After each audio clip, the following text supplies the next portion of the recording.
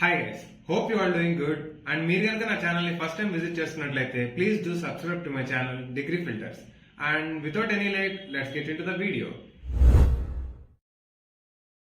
So hello guys, ఈరోజు job opportunity చూసుకుంటే Earth Bridge అనే కంపెనీ అనమాట. సో ఈ ఆర్త్ బ్రిడ్జ్ అనే కంపెనీ అసలు బేసికల్గా ఏం చేస్తుంది అంటే, చూడండి ఇక్కడ గూగుల్లో ఇక్కడ చెప్తున్నారు.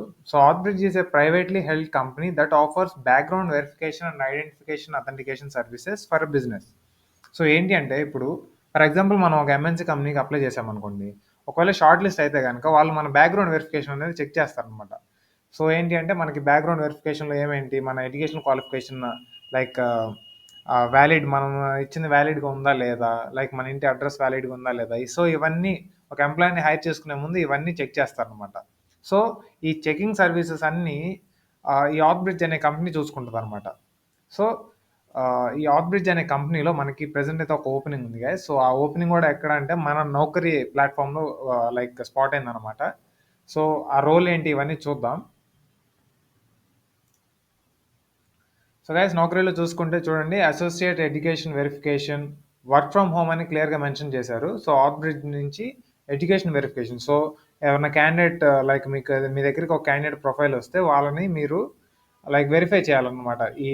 ఈ క్యాండిడేట్ లైక్ ప్రొవైడ్ చేసిన డాక్యుమెంట్స్ అన్నీ కరెక్టా కాదా, ఏదైనా ఫేక్ ఏమన్నా మెన్షన్ చేశారా అనేవి అన్నీ మీరు లైక్ వెరిఫై చేయాలన్నమాట. సో ఇది 2 days బ్యాకే పోస్ట్ అయింది.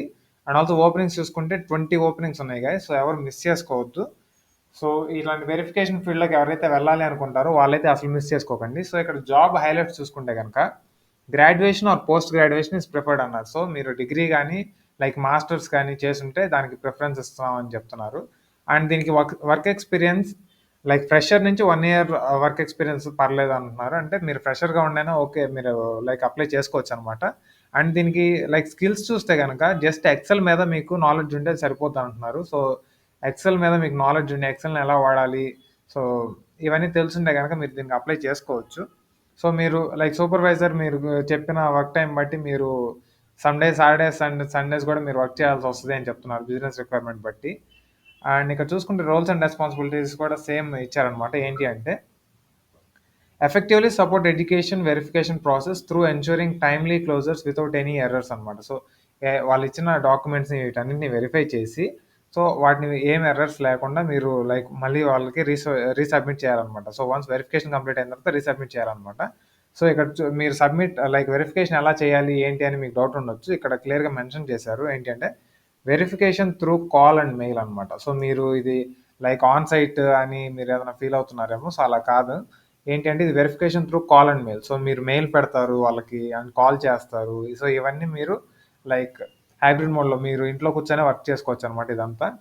అండ్ ఎడ్యుకేషన్ చూసుకుంటే like verify education like cases pan India అనమాట. So all over India wide మీకు అప్లికేషన్స్ వస్తే మీరు అలా వెరిఫై చేయాలన్నమాట.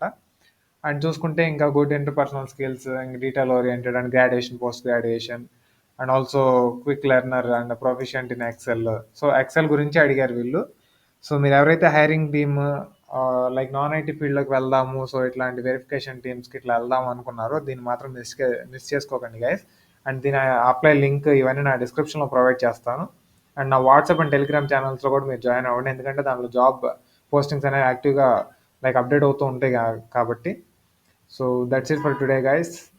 సో ఇంకొక ఆపర్చునిటీతో మళ్ళీ కలుద్దాం. Thank you.